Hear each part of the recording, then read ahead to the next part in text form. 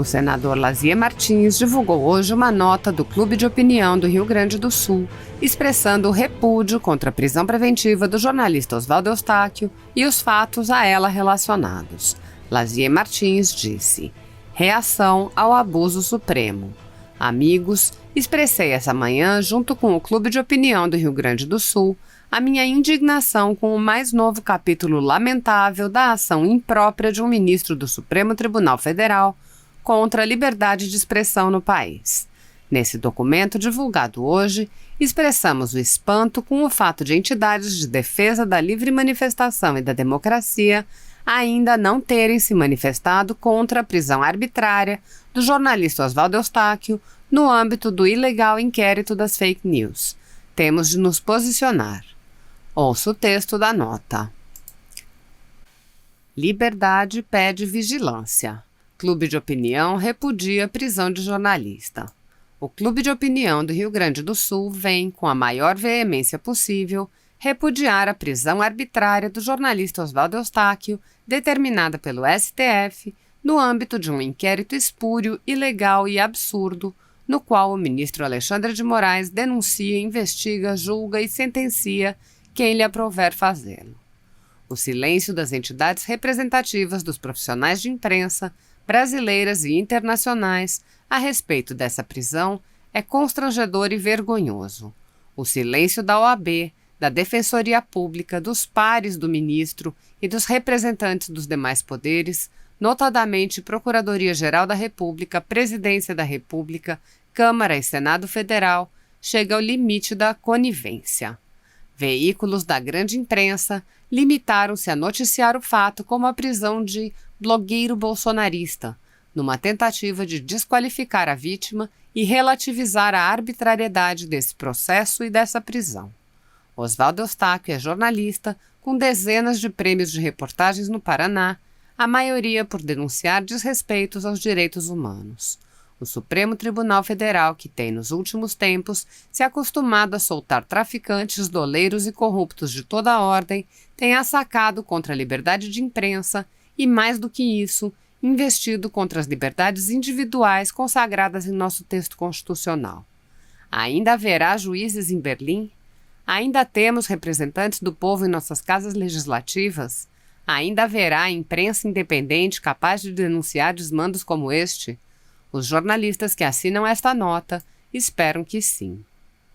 Assinam a nota Alexandre Appel, Antônio Goulart, Aires Cerutti, Danilo Teixeira, Diego Casagrande, Felipe Vieira, Fernanda Bart, Fernando Albrecht, Fernando de Prímio, Flávio Dutra, Flávio Pereira, Guaraci Andrade, Gilberto Simões Pires, Guilherme Baumhard, Gustavo Vitorino, Joabel Pereira, João Carlos Machado Filho, José Luiz Previde, José Luiz da Silva, Júlio Ribeiro, presidente do clube, Jurandir Soares, Lazier Martins, senador e membro fundador do clube, Marco Poli, Milton Cardoso, Paulo Sérgio Pinto, Percival Pugina, Políbio Braga, Ricardo Azeredo, Rafael Marconi, Rogério Amaral, Rogério Mendelski, Sérgio Jost, Vitor Bleide Moraes. Eu estou muito preocupado que o ano está terminando, escasseiam muito as nossas reuniões presenciais. Então, antes que se perca a oportunidade, eu quero apresentar uma questão de ordem, que passo a ler. Nos termos do artigo 403, artigo 380, 382 do Regimento Interno, suscito então a seguinte questão de ordem, uma matéria que é um clamor nacional. A previsão de impeachment de ministro do Supremo Tribunal Federal está contida no artigo 52 da Constituição e na Lei 1079, em caso de crime de responsabilidade. A competência para processar e julgar esses crimes é nossa, é do Senado Federal, cujo procedimento está descrito nos artigos 377 seguintes do Regimento Interno. Em todas essas normas verificamos que o legislador delegou à mesa do Senado a competência para receber ou não a denúncia contra ministro do Supremo. Porém, o que ocorre na prática é que o presidente do Senado solicita normalmente um parecer da assessoria técnica ou advocacia do Senado.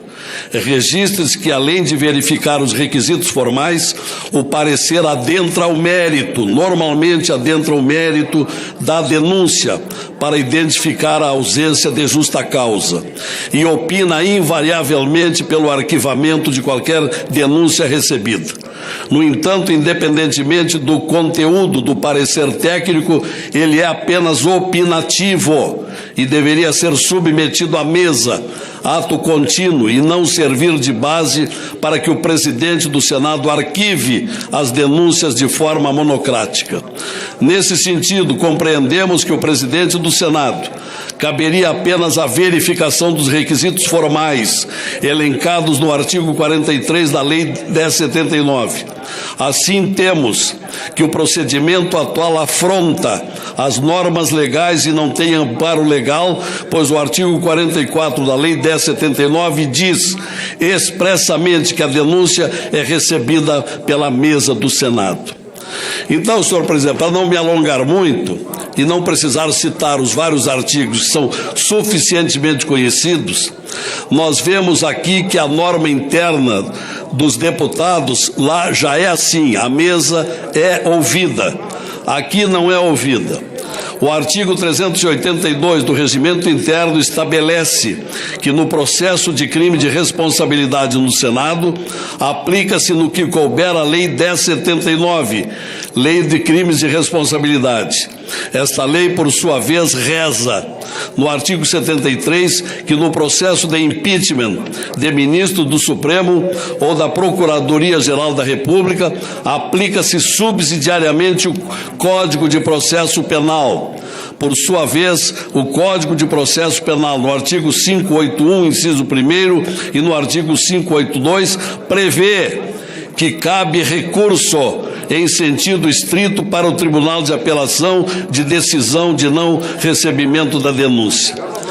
Então, senhor presidente, a questão de ordem que eu quero aqui formular a Vossa Excelência é que responda os seguintes questionamentos: que dispositivo regimental dá competência ao presidente do Senado para decidir monocraticamente sobre os pedidos de impeachment protocolados nos termos da Lei 1079 de 1950, em substituição à mesa do Senado?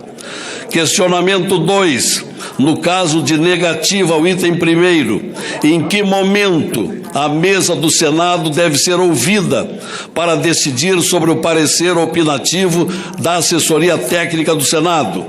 Item 3. No caso de negativa do item 2, e considerando a decisão monocrática do presidente do Senado pelo arquivamento de denúncia por crime de responsabilidade, qual é o procedimento para a interposição de recurso ao plenário contra essa decisão? Então, senhor presidente, em caso de indeferimento da presente questão de ordem, solicito recurso ao plenário da decisão, nos termos do artigo 405 do RISF. Essa é a questão, presidente, para que não termine o ano, que está próximo o término, e tenhamos essa questão resolvida já de 2 anos à espera de respostas. Obrigado. A mesa recolhe a questão de ordem de Vossa Excelência e responderá oportunamente. Só pediria a Vossa Excelência que desse uma ideia do oportunamente, porque há quem diga que oportunamente significa nunca. Então, gostaria que Vossa Excelência marcasse um prazo.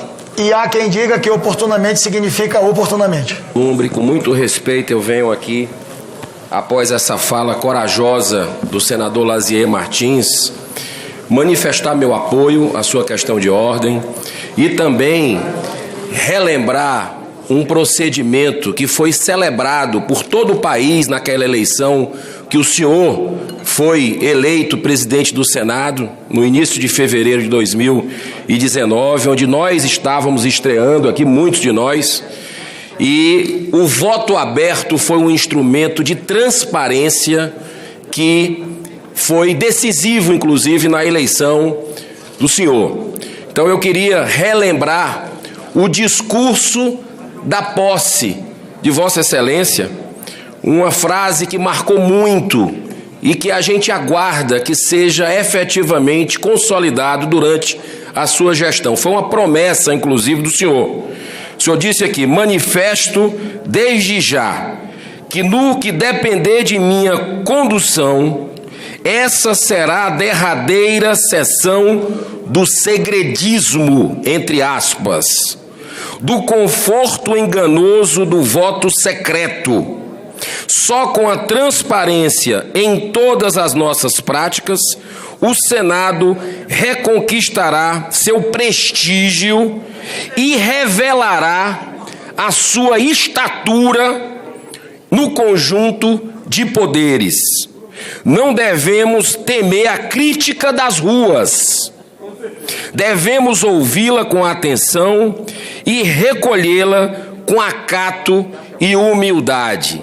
Essas críticas das ruas, no meu modo de entender, respeitando os colegas que pensam diferente, não estão sendo ouvidas nessa legislatura.